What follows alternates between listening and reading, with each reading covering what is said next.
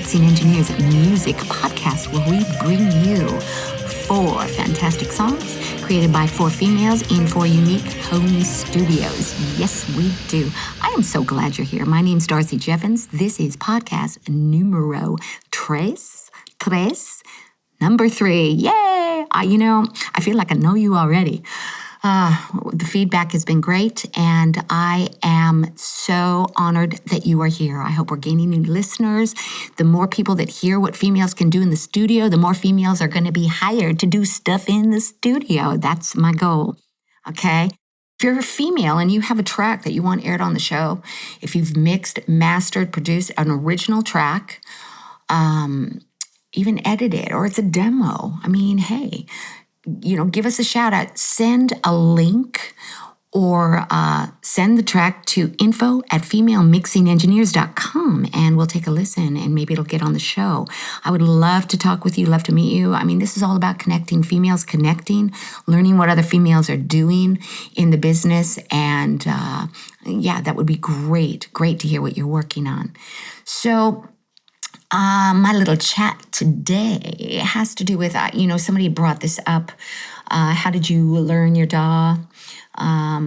For me, it was like I hyperventilated a lot when I first opened it up. I'm like, what the heck? And I want to learn how to do this. So it's trial and error. You just got to do it, right? I've talked about that before.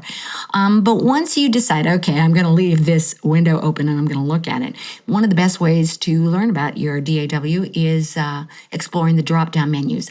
And I'm really big on this, okay? When I first started learning Logic, I had to learn it. I was in a sound design class, and I needed to learn it. I learned more about the synths, though, and how to create sounds with the synths. I didn't learn much of anything with regards to recording or even compression or EQ. We were just basically creating sounds and learning how to use the synths in Logic, which is really cool. But everything in your DAW, and then every MIDI instrument, they all have drop-down menus. So I challenge you, go into your DAW, find something that you normally don't click on and click on it. Now, obviously, though, don't do this in a project you're working on and ruin your project or mess up your project in any way. Just open a window, stick a track in there, and start messing around with the drop-down menu. See what happens when you try something new. And you will be amazed at how much you can learn just by doing that. It's like learning a new instrument, okay? That's exactly what it's like. You have to get in there, you have to practice, you have to try new things. And I'm all for video tutorials, classes, online courses. I actually, I have 2 certificates from Berkeley, with regards to music production and producing with Logic Pro. And that's some of the best money, by the way, I ever spent was Berkeley. Now, I'm not, they're not paying me anything to say this. I'm just telling you, I was ready. At that time, it was the perfect timing for me to take courses there. I recommend that if you're thinking about it. Or whatever you need to do to learn and do. Don't just keep learning, and never doing it. Just learn and then go and do it.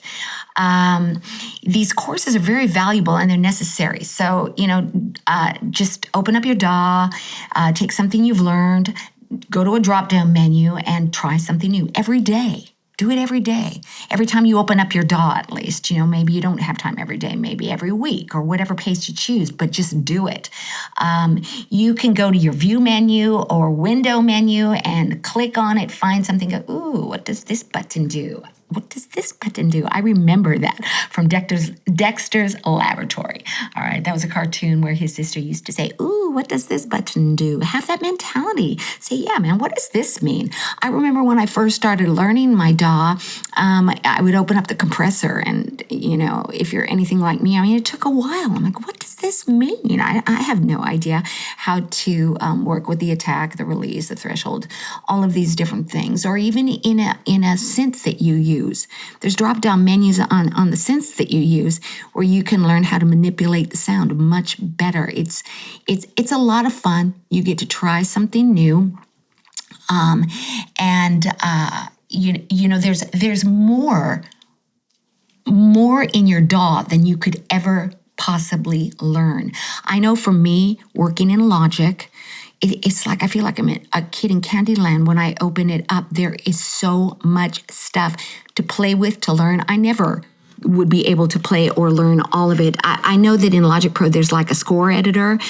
There's other editing windows that I very rarely use, but I know there are a lot of mix engineers and producers out there that use that stuff on a regular basis. Like, this is really silly, but I just discovered like this floating window in Logic 10, which I'm thinking, what is this? I just clicked on it, and then I thought, oh, that's very convenient, that floating window. It's accessible now, and I wouldn't have known that had I just not went like going, okay, what is this?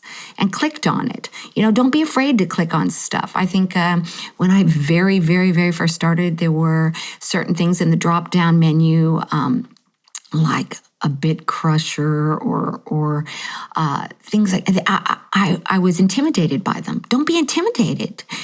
Just go in there, click on stuff, try it out, and that will be one of the best ways that you can learn. I want to pose this question to you. What was the first feeling you had when you opened up your DAW, your DAW, your digital audio workstation for the first time? I do remember how I felt. I remember thinking, oh my God, I am so clueless to this. I have no idea what I'm going to do. Were you intimidated? Were you determined? Were you bummed? Did you hyperventilate like me? I was still very determined though, because I knew that I wanted to learn how to navigate this. And that was, over 10 years ago.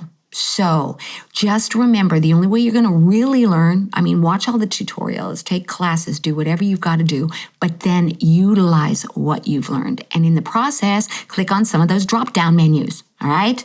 Going to move on to, while you are really here, you're here to listen to the talented women who are creating music in their home studios. So let's move along and go to our first female.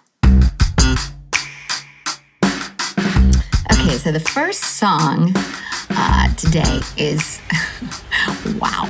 Okay, Becky Willard. Becky Willard runs Vox Studios in Orem, Utah. We are going to be playing her song Still Alive. It's an awesome pop song.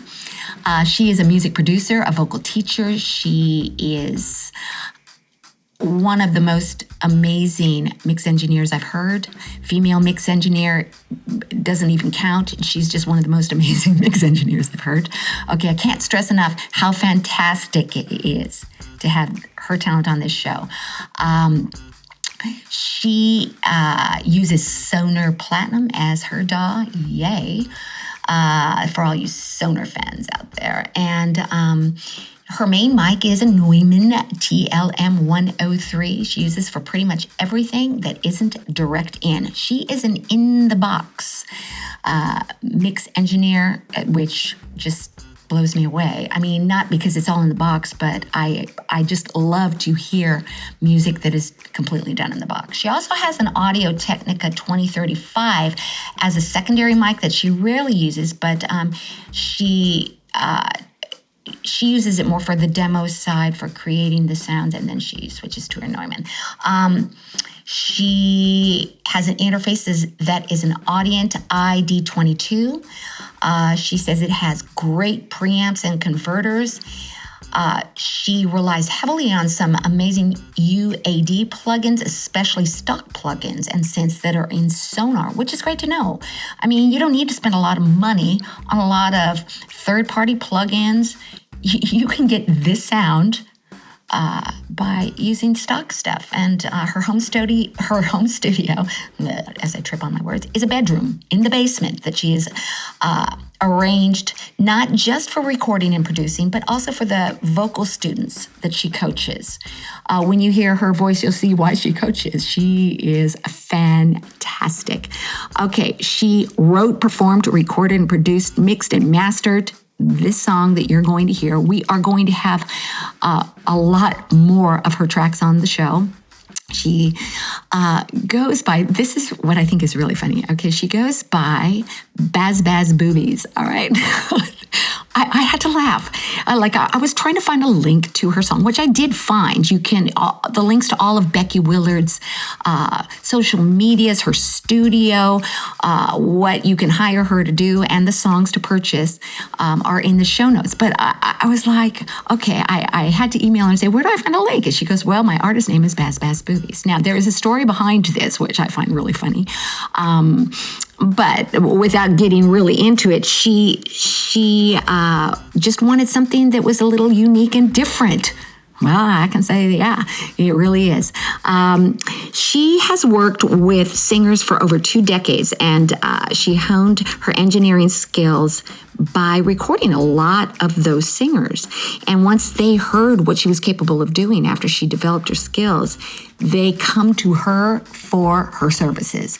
You are going to hear this song. This is Becky Willard singing this song called Still Alive. It's a single, and as I said, the show notes will have where you can purchase it. Becky Willard and Still Alive.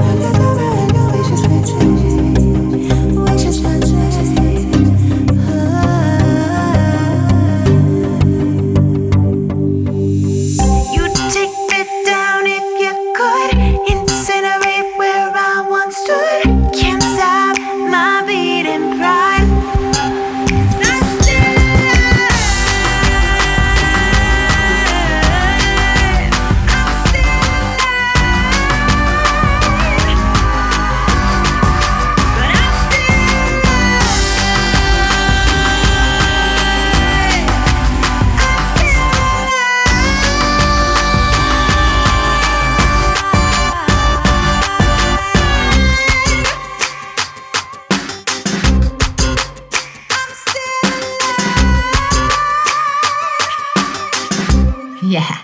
Okay, so I am so alive after that song. That's just outstanding.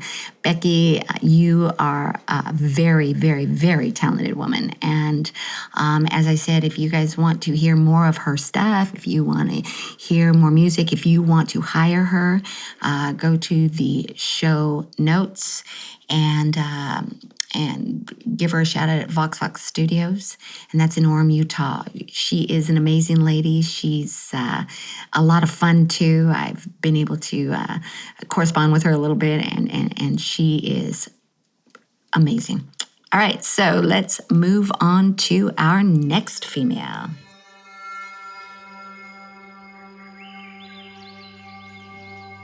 Okay, so I'm really, really excited about our next female's work. Her name is Drea Drury.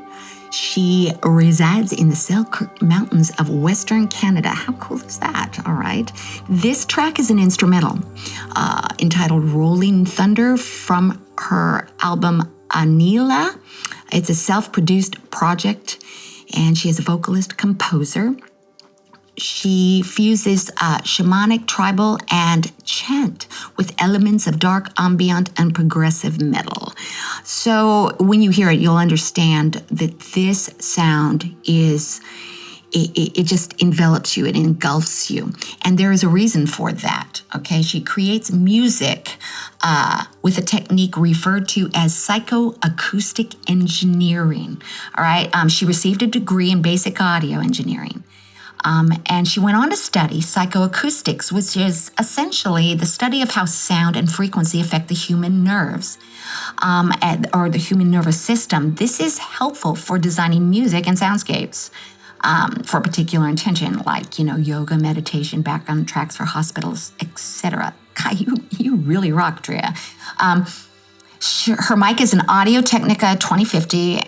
She composed Rolling Thunder after her father passed, and it's a song of gratitude. Now, when you listen to this, you will hear sounds and a technique that really, really needs to be spotlighted, because this is a different type of mixing altogether, and it leaves you feeling, you literally, I like to say, you won't just hear this music, you'll feel it. And this is an excellent example.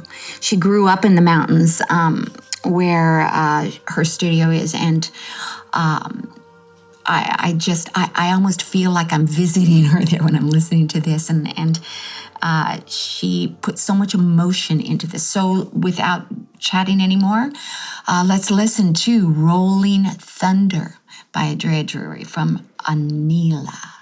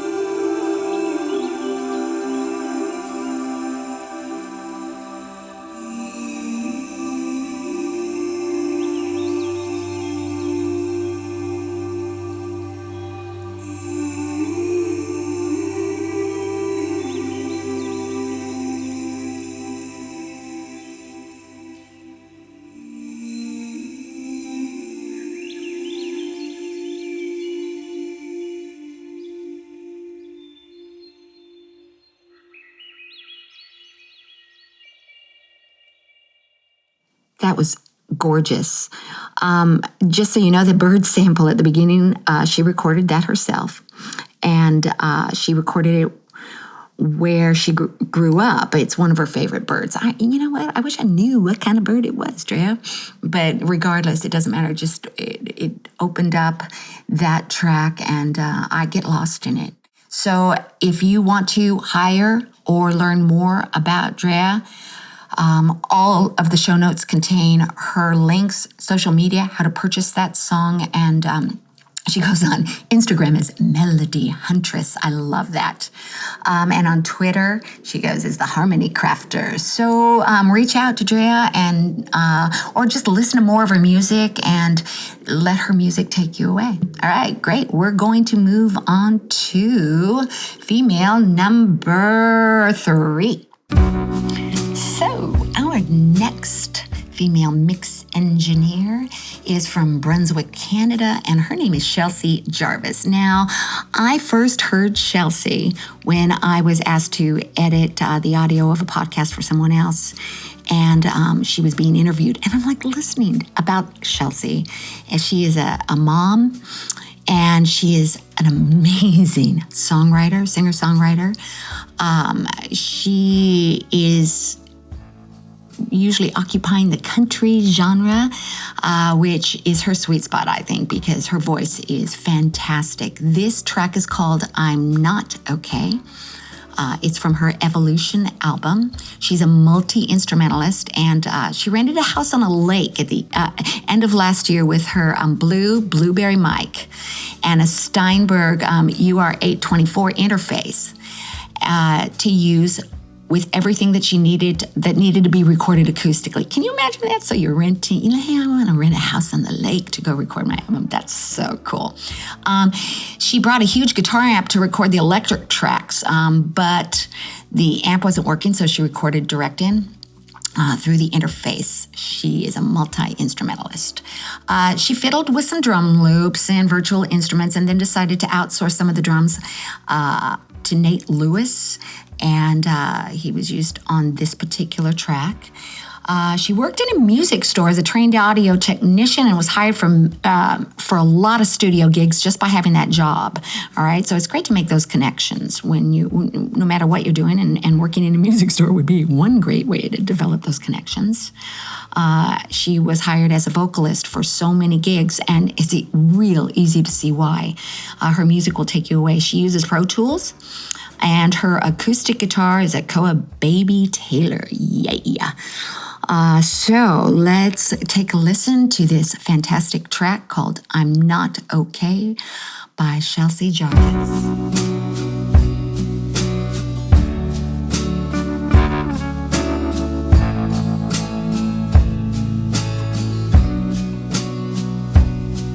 Another day has come. Another day has gone, heavy in my bones. Forgotten how to smile. An inch feels like a mile. Just leave me here a while. No, I'm not okay. No, I'm not.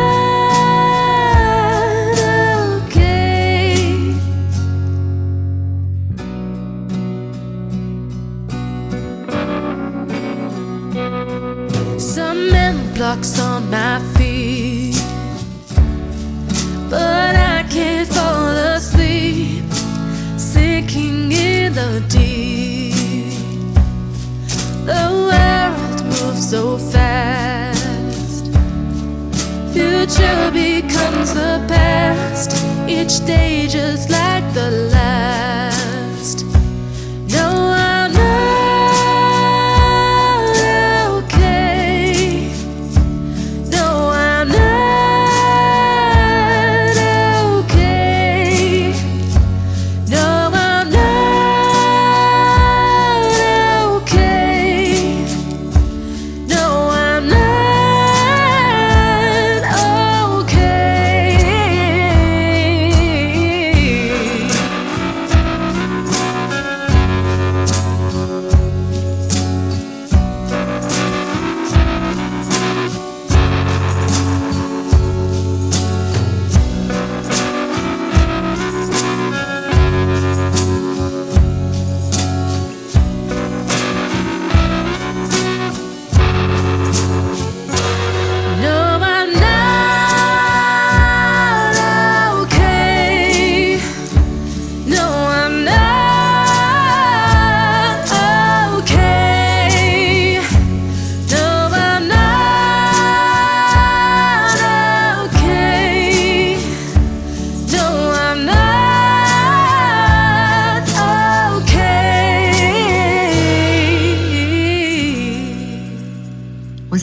fantastic. Shelsey is an amazing musician, and you can't help but love her. If you go to her Facebook page, and I put this link, she has this adorably sweet video that's got, tens, if not hundreds of thousands of views of her original song called You Won't Need Me for Long. And she's sitting there. It's just a very intimate sort of, not produced sort of video. She's sitting on the couch with her guitar singing this song to her little baby. Okay, this is just the sweetest thing you'll ever hear and see. I think she's actually got a produced version of the song, possibly.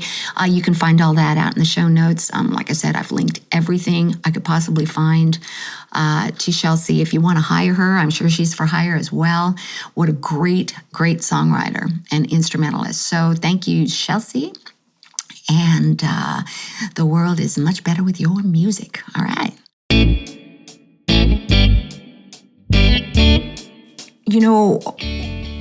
Recording is a feat on its own. You try and record in your studio, set up the mics, try to get the right placement, get the best sound you can of everything you can, and most of the time, we record tracks separately, or you might even outsource, or you might even be doing this remotely where you have a drummer over in Boston and you've got somebody setting down lead tracks in the UK and all over the world. This is cool. This is great that we can do this. And then we can bring it all together and it all sounds like it was done in the same place. Well, that's awesome. But also think about recording live. Okay, so this next track was recorded by a band called Weep. Their link is in the show notes. The song is called Wash Over Me. It's alternative rock or indie pop, whatever you want to call it. And this track was recorded all at the same time, meaning, it wasn't done separately. They laid down all of it at once, except for a couple of the background vocals or overdubs that they did in that respect. But what they did is they recorded the whole band all at once, so here you've got everybody playing together. You're going to get a great vibe when you have a band that's playing together, especially a band that's used to playing together, right? So here they are in this studio. Okay, the studio is, let's see, the lead singer, by the way, this song is a tribute to the lead singer Robin's mom, who died of cancer, her mom Bonnie. She wrote Wash Over Me as a tribute to her mom. And the profits made from this song, when you download it from Bandcamp, are donated to the standuptocancer.org website. So, this is a great song to go and buy and to listen to. The bass player, Kimberly Paschke, I think it's pronounced. She's the mix engineer for the band. They always track everything live in the same room, and they do the overdubs later, and this brings in the possibility of excessive mic bleed, but they rise above it and get a great recording. They use an SM58s for the scratch vocals and use a Rode NT2 circa 1995 for overdubs. All right, for the overdubs, that's pretty cool. All right, so when they record the final backup vocals, they all gather around the mic. Wow, that brings up a visual picture. That's totally cool. And they record 2 takes to use as stereo tracks. All right, so the studio is a bedroom that was treated with foam and insulation sheets, and it also doubles as their rehearsal space. So I just want to say, you ladies rock doing this together. I needed to have something to be able to show on this podcast, or to air on this podcast, that shows, yes, you can get a great sound recording a live band all together. You don't need to track everybody separately.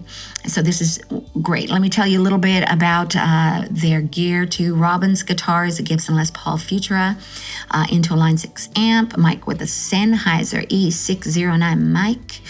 And Suzanne's guitar is a Gibson Les Paul into a Marshall DSL 40 CST. It's a Celestion Creamback, and it's mic'd with an AKG C1000 condenser. And then Kim's bass. Kim is the one who does the mixing. She has an Ernie Ball Music Man Stingray direct from the amp head to the mixer. Okay.